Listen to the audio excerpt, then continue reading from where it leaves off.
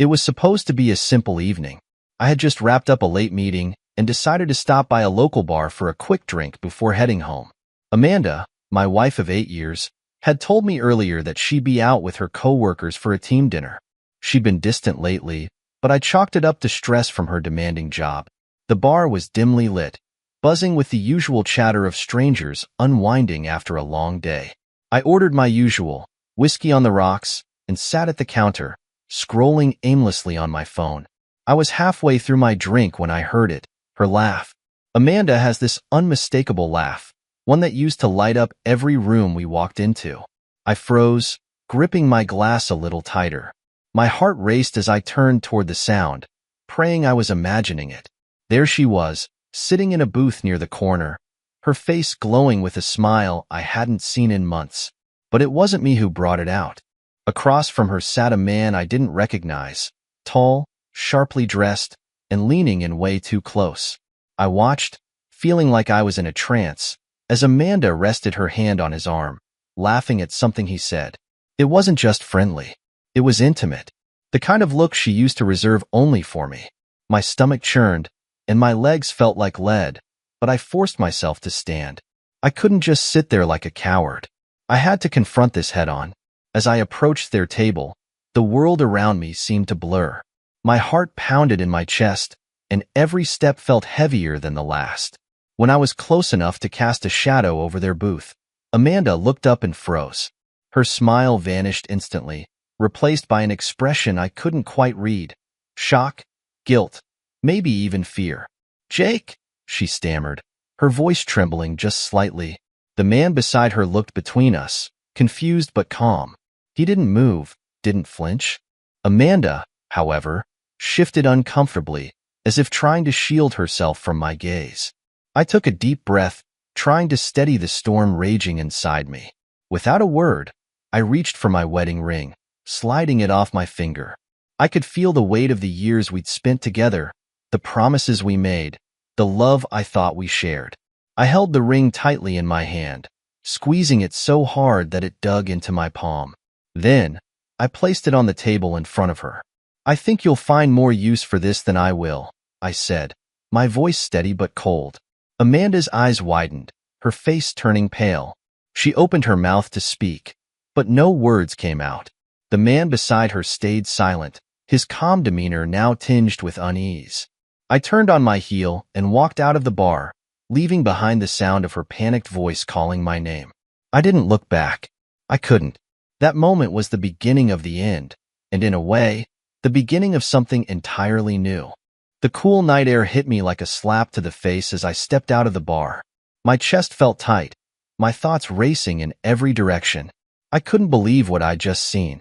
Amanda, my wife, my partner, my everything, was sitting in that booth with another man as if she didn't have a care in the world, as if I didn't exist.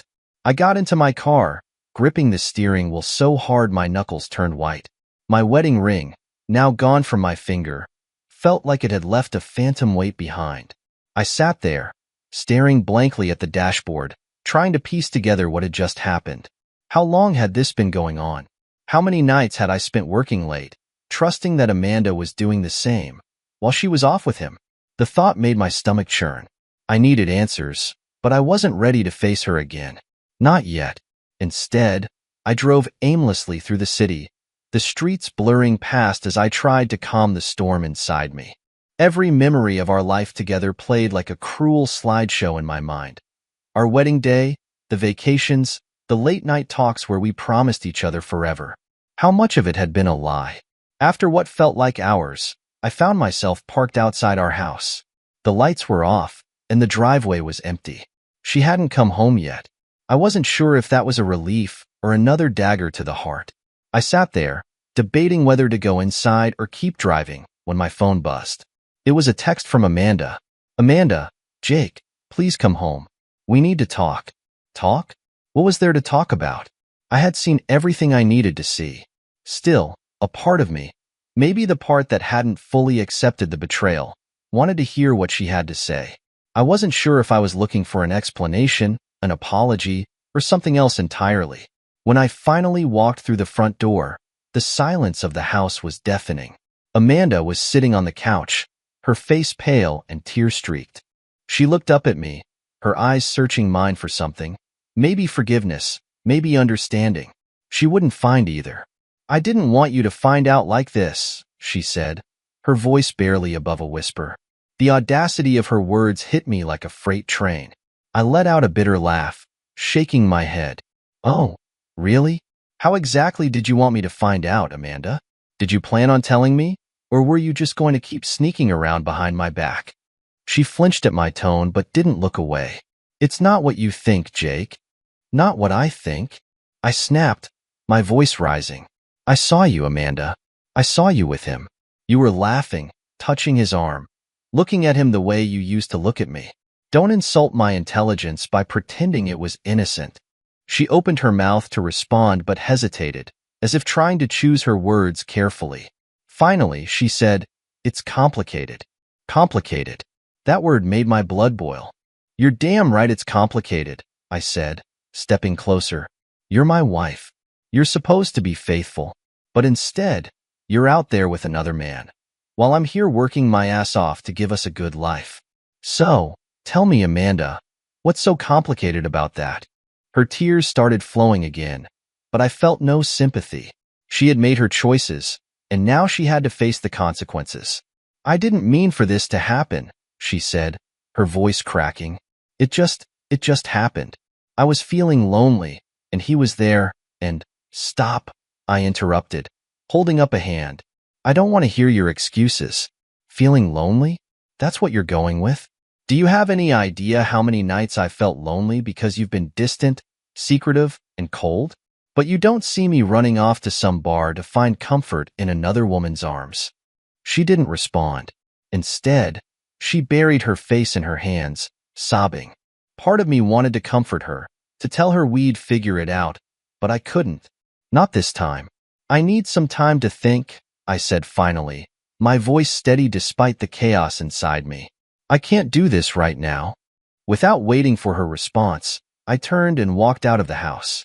I didn't know where I was going, but I knew one thing for sure. My life would never be the same. I drove aimlessly again, the city lights blurring into streaks as I tried to process what Amanda had said. It just happened? What kind of excuse was that? Betrayal wasn't something that just happens. It's deliberate. It's planned. It's the result of choices she made without a second thought about me. Eventually, I pulled into the parking lot of a 24-hour diner. It was one of those places we used to go to late at night when we first started dating, back when everything felt easy, back when I actually believed in forever. The irony wasn't lost on me as I ordered a coffee I didn't even want, just so I'd have something to do with my hands. I couldn't stop replaying the night in my head. Her laugh, the way she looked at him, the way she looked at me when she saw me standing there. Like she'd been caught but didn't regret it. My hands clenched around the coffee cup, the cheap ceramic digging into my skin. I needed answers, real answers, not the vague excuses she'd given me back at the house. And deep down, I knew she wasn't going to volunteer them. If I wanted the truth, I'd have to find it myself. I pulled out my phone and did something I never thought I'd do. I started going through Amanda's social media, her Instagram, her Facebook, her texts, anything that might give me a clue. At first, it was nothing. Just the usual pictures and posts about work, friends, and vacations. But then I found something that made my stomach drop, a photo she'd posted a few weeks ago. It was of a group of people at some corporate event, all smiling and holding drinks. And there he was, the man from the bar, standing right next to her. His arm was draped casually over her shoulders, his grin far too familiar. The caption read, "Such a fun night with my amazing team. Couldn't do it without these guys." I stared at the photo, the puzzle pieces clicking into place. He wasn't some random guy she met at the bar.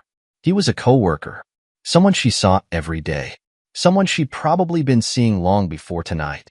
My heart raced as I scrolled further back, looking for more clues. And that's when I found the messages. They weren't obvious. Amanda was smart enough not to leave a paper trail in plain sight. But there were subtle comments on her post from him, little inside jokes and compliments that seemed innocent on the surface but took on a whole new meaning now. I kept digging, and eventually, I found the final nail in the coffin. a string of private messages between them. Him, last night was amazing. Can't stop thinking about you. Amanda, me too. I don't know how much longer I can keep this a secret. I hate lying to him. Him, just a little longer. I'll make it worth it.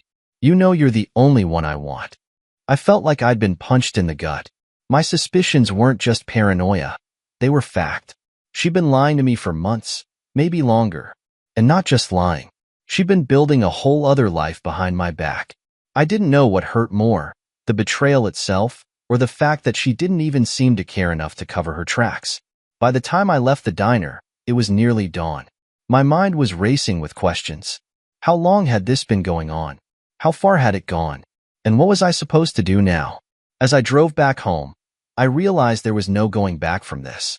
The life I thought I had was gone, shattered into a million pieces, and the woman I thought I knew was a stranger. When I got home, Amanda was asleep on the couch, still in the clothes she'd worn to the bar. Her face was peaceful, almost angelic, as if she hadn't just destroyed everything we'd built together. I stood there for a moment, staring at her, wondering how someone who once meant everything to me could become the source of so much pain. Then I turned and went upstairs, leaving her to sleep off whatever guilt, or lack thereof, she was feeling. That morning, I made a decision. If she wanted to play games, I'd play too. But I wasn't going to be the clueless husband anymore. I was going to find out every detail of her betrayal, no matter how much it hurt. Because if this marriage was over, I was going to make damn sure I walked away on my terms. The next morning, the house felt eerily quiet. Amanda was still asleep on the couch when I went downstairs, her phone clutched in her hand. The sight of her lying there, so unaware, so unbothered, made my blood boil. I had spent the entire night replaying her betrayal in my head, while she'd apparently been dreaming peacefully. I brewed a pot of coffee, the mundane task grounding me in the reality of what needed to happen next. Confronting her outright hadn't worked. If anything, it gave her more room to spin her lies and play the victim. No, I needed to be smarter. If I wanted to truly understand how deep this betrayal ran, I had to approach it carefully, methodically. My first move was Amanda's phone. I had never been the type to snoop before. I believed in trust, or at least I used to, but after last night, all bets were off. I waited until I heard her stir and head to the bathroom, then I grabbed her phone and quickly entered the passcode. The messages confirmed what I already knew, but they also revealed something far worse. Him, excited for our weekend getaway. I've got everything planned. Can't wait to have you all to myself. Amanda, me too. I need this. Jake's been so distracted lately, he won't even notice I'm gone. I stared at the screen, my hands trembling. A weekend getaway? She had planned to disappear with this man, leaving me behind to play the fool. My mind raced with questions. Where were they going? When? And how had I missed all the signs? It didn't take long to find the answers. A quick scan of her calendar app revealed an entry for the upcoming weekend labeled work retreat. A lie, of course, but one I hadn't questioned until now. She had even booked a hotel room under her name. She wasn't just careless. She was brazen, as if she didn't think I'd ever catch on. But now I had everything I needed. I spent the next few hours gathering evidence. I downloaded her messages, took screenshots of her calendar, and even found the hotel reservation. By the time Amanda came downstairs, I had a folder full of proof of her betrayal, her lies, her utter disregard for me. Morning, she said casually, as if nothing had happened. Her tone was light, almost cheerful, and it made my skin crawl. Morning, I replied, forcing my voice to stay calm. I couldn't let her know what I'd found. Not yet. She poured herself a cup of coffee and sat across from me at the kitchen table, scrolling through her phone. I wondered if she was texting him right now, planning their little escape. The thought made my chest tighten, but I pushed it down. I needed to keep my cool if I wanted to pull this off. I was thinking, I said, breaking the silence, maybe we should do something together this weekend. Just the two of us. It feels like we haven't spent much time together lately. Amanda froze for a split second, her eyes flickering up to meet mine. It was subtle, but I caught it. She wasn't expecting that. This weekend? She asked, her voice carefully neutral. Yeah, I said, keeping my tone light. We could drive up to the cabin, get away from everything for a couple of days. What do you think?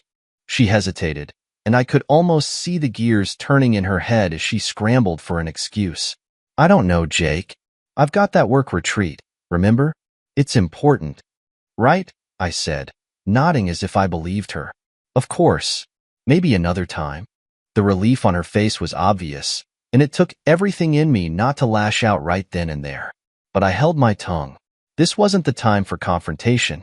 I had a plan now, and I was going to see it through. The rest of the day passed in a blur. Amanda went about her usual routine, completely unaware that I was watching her every move.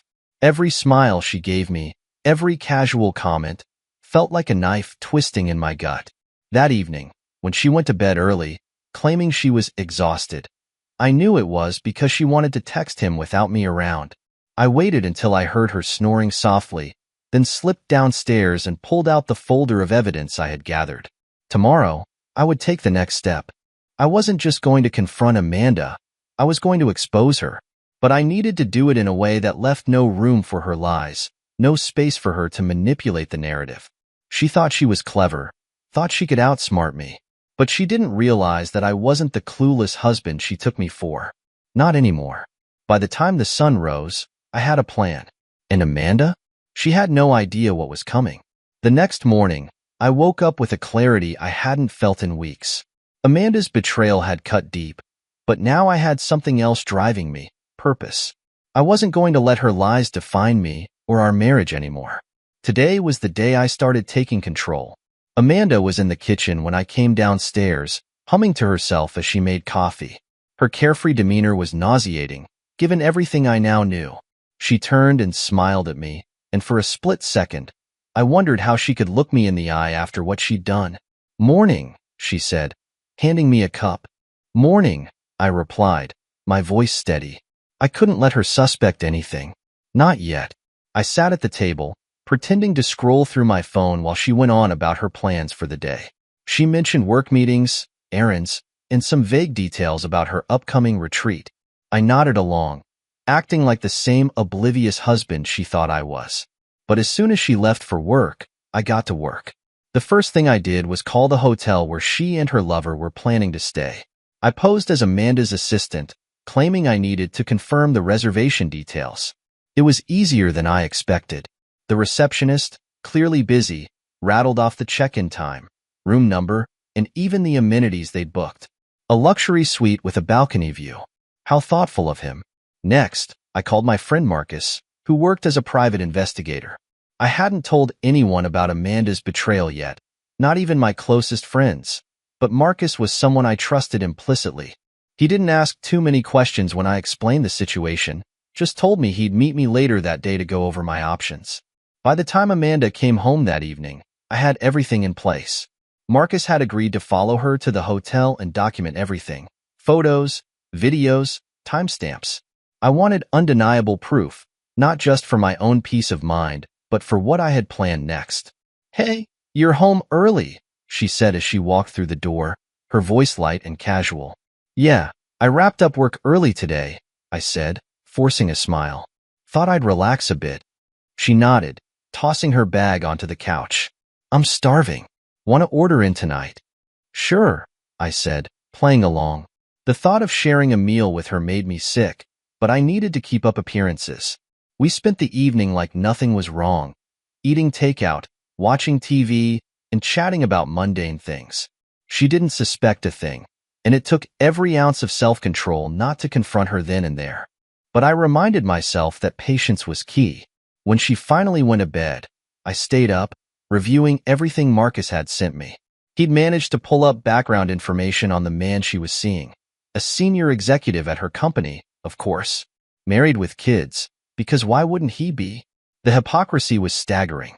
As I stared at the photos of them together, laughing, holding hands, looking like a couple without a care in the world, I felt something shift inside me.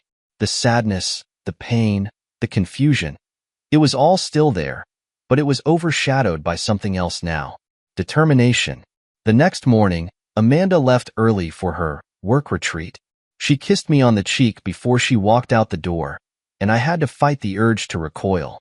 As soon as she was gone, I called Marcus and told him it was time. He followed her to the hotel, just as we'd planned, and kept me updated in real time. Marcus, text she just checked in. The guy's here too. Same room, just like you said. Me, text get everything. I want this airtight. Marcus, text don't worry, I've got it covered. While Marcus did his part, I focused on mine. I printed out every piece of evidence I had. The messages, the photos, the hotel reservation. I even wrote a letter to Amanda, detailing everything I knew and how I felt about it. It wasn't for her benefit, it was for mine. I needed her to know that I wasn't just some clueless, passive bystander in her twisted little game. By the time Marcus sent me the final set of photos, I was ready. That evening, I packed up all of Amanda's things. Her clothes, her shoes, her jewelry. Everything that was hers went into boxes. I left them neatly stacked by the front door, along with the folder of evidence and the letter. When I was done, I sat on the couch, waiting for her to come home. My heart was pounding, but it wasn't fear anymore. It was anticipation. Around midnight, I heard her car pull into the driveway. A moment later, the front door opened, and there she was. Her hair was slightly messy, her face flushed. She froze when she saw the boxes, her eyes darting to me and then to the folder on top of the stack. "Jake," she said, her voice trembling. "What's going on?" I stood, walking over to her slowly. "I think you know exactly what's going on, Amanda." Her eyes widened, and for the first time, I saw real fear on her face. Not guilt, not regret, just fear. "Sit down," I said, my voice cold and steady. "We need to talk." She didn't move at first, but when I crossed my arms and stared her down, she finally obeyed, sinking onto the couch. I grabbed the folder and tossed it onto the coffee table in front of her. "Open it," I said. Her hands shook as she flipped it open, her face growing paler with each page she turned. By the time she reached the last photo, tears were streaming down her cheeks. "Jake, she started, but I held up a hand to silence her. "Save it," I said, my voice cutting through the air like a knife. "You've already said enough." For the first time in weeks, I felt like I had the upper hand, and I wasn't about to let it go. Amanda sat on the couch, clutching the folder like it was some kind of lifeline. Her face was pale, her eyes darting between me and the damning evidence in her hands. She opened her mouth to speak, but no sound came out. It was as if all the lies she'd been telling for months had suddenly run dry. I stood over her, my arms crossed, and waited. I wanted her to squirm, to feel the weight of what she'd done. No more excuses. No more playing dumb. "Start talking," I said finally, my voice calm but sharp enough to cut glass. "Jake, I don't even know where to begin," she stammered, tears spilling down her cheeks. "Try the truth," I shot back. "It's a good place to start. And don't waste my time with it just happened. I've heard that crap already." She wiped her face with trembling hands, her breathing uneven. "I didn't mean for any of this to happen. I swear. Jake. It was just, things have been so hard between us lately, and I was feeling so alone." Don't," I interrupted, my voice rising. "Don't you dare try to blame me for this. You had a choice, Amanda. You could have talked to me, worked through whatever hard things you think we were going through. Instead, you decided to crawl into bed with another man. That's on you." Her sobs grew louder, but I felt nothing. The tears didn't move me anymore. They weren't tears of regret. They were tears of being caught. "I never stopped loving you," she said, her voice barely above a whisper.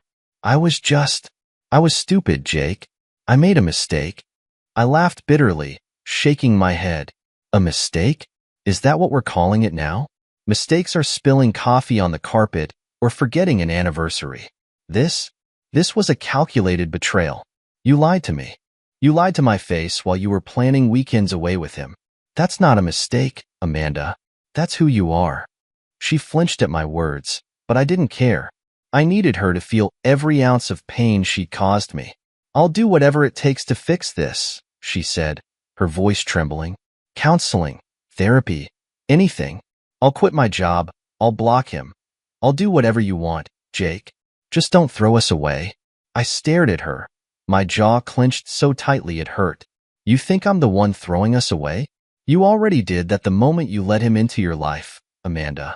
You killed this marriage the second you decided I wasn't enough. Her tears turned into full-blown sobs as she buried her face in her hands. I let her cry, standing there silently as I processed what to do next. When she finally looked up at me, her eyes red and swollen, she said, "Please, Jake, just tell me what you want me to do. I'll do anything." I leaned down, locking eyes with her so she could see the resolve in mine. "What I want," I said slowly, "is for you to pack your things and leave. Tonight. This marriage is over." Her face crumpled, and she shook her head violently. "No, Jake, please. Don't do this. We can fix it. I'll make it right, I promise." "You can't fix this," I said coldly. "You've already done too much damage. And honestly, I don't want to fix it. I don't want to spend the rest of my life wondering if you're lying to me again, wondering if you're sneaking around behind my back. I deserve better than that." Her sobs grew louder, but I stayed firm. This wasn't just about her betrayal. It was about reclaiming my dignity. "I've already packed your things," I said, motioning toward the boxes by the door. "You can take them and go wherever you want. But you're not staying here." Amanda stood slowly, her legs shaky, and glanced at the boxes. "Jake, I don't have anywhere to go," she said, her voice barely audible. "You should have thought about that before you decided to destroy our marriage," I replied, my tone icy. "Maybe your lover has room for you." Her face twisted in a mixture of pain and anger, but she didn't argue. She knew she'd lost. I watched as she gathered her things, her movements slow and deliberate. When she finally turned to face me, clutching the last of her belongings, she said, "I know you hate me right now, but I do love you, Jake. I always have." "Don't," I said sharply. "Don't cheapen the word love by throwing it around now. Love doesn't do what you did. It doesn't lie, it doesn't betray, and it sure as hell doesn't sneak off to hotel rooms." She nodded, tears streaming down her face, and walked out the door without another word. When the door clicked shut behind her, the silence was deafening. I stood there for a long time, staring at the empty space where she'd just been. Part of me wanted to break down, to let the weight of everything crush me, but I didn't. Instead, I grabbed the folder of evidence and tossed it into the fireplace. The flames consumed the photos, the messages, the hotel reservation, all of it. This wasn't just the end of my marriage. It was the start of something new. And for the first time in a long time, I felt like I could finally breathe. The silence in the house felt oppressive after Amanda left. I wandered through the rooms, every corner filled with reminders of our life together. The wedding photo on the mantel, the throw blanket she loved, even the coffee mug she always used. It all felt like it belonged to someone else now. I grabbed a box and started packing away anything that reminded me of her. The photos, her favorite books, the little trinkets we'd collected over the years. I couldn't bring myself to throw them out yet, but I needed them gone. Out of sight, out of mind. When I was done, I sat on the couch, exhausted. The weight of what had just happened finally started to sink in. This wasn't just a fight or a temporary separation. This was the end. The woman I'd loved, trusted, and built a life with was gone. Not just physically, but emotionally, too. I thought I'd feel relief, maybe even satisfaction, but all I felt was emptiness. The kind of emptiness that seeps into your bones and makes you question everything. Was it me? Could I have done something differently? Or was this always who she was, and I was just too blind to see it? As the hours dragged on, I realized something important. I couldn't let her betrayal define me. I had a choice now. I could either let this break me, or I could use it as a chance to rebuild, better, stronger, and without her lies weighing me down. I didn't know where to start, but for the first time in weeks, I felt a spark of hope. Part 8. The first steps forward. The next morning, I woke up to an unfamiliar quiet. No Amanda bustling around. No morning arguments about who left the sink dirty. Just peace. I decided to take the day off work and focus on myself for a change. I went for a long run, letting the crisp morning air clear my head. The rhythmic pounding of my feet against the pavement felt therapeutic, like I was leaving the pain behind with every step. When I got home, I made a list. It was simple. Change the locks. Contact a lawyer. Start therapy. I didn't want to just survive this.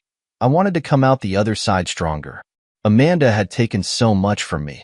My trust, my sense of security, even my pride. But she couldn't take my future. That was mine to rebuild. By the end of the day, I had new locks on the doors and a consultation scheduled with a divorce attorney.